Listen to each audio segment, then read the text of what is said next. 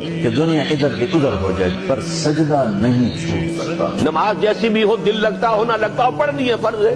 قرآن چیخ چیخ کے کہہ رہا ہے کہ جو نماز نہیں پڑھتا اللہ کے ہاں وہ مسلمان نہیں ہے. کہ نماز چھوڑ دینا ایک ایسا عمل ہے جس سے انسان اسلام سے نکل جاتا ہے. سب سے پہلا حساب جو لیا جائے گا وہ صلاح کے بارے میں ہے کہ وہ کافر ہے بندہ جو نماز جان بوجھ کے چھوڑ. نماز کسی بھی حالت میں معاف نہیں ہے. نماز آپ نہیں چھوڑ سکتے.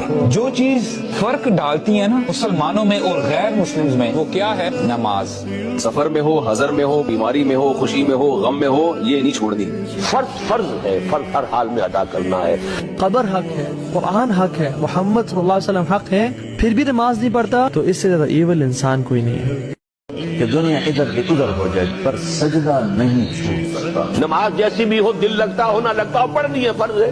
قرآن چیخ چیخ کے کہہ رہا ہے کہ جو نماز نہیں پڑھتا اللہ کے ہاں وہ مسلمان نہیں ہے. کہ نماز چھوڑ دینا ایک ایسا عمل ہے جس سے انسان اسلام سے نکل جاتا ہے. سب سے پہلا حساب جو لیا جائے گا وہ صلاح کے بارے میں ہے کہ وہ کافر ہے بندہ جو نماز جان بوجھ کے چھوڑ. نماز کسی بھی حالت میں معاف نہیں ہے. نماز آپ نہیں چھوڑ سکتے. جو چیز فرق ڈالتی ہے نا مسلمانوں میں اور غیر مسلمز میں، وہ کیا ہے؟ نماز. سفر میں ہو، حضر میں ہو، بیماری میں ہو، خوشی میں ہو، غم میں ہو، یہ نہیں چھوڑنی. فرض ہے، فرض ہر حال میں ادا کرنا ہے.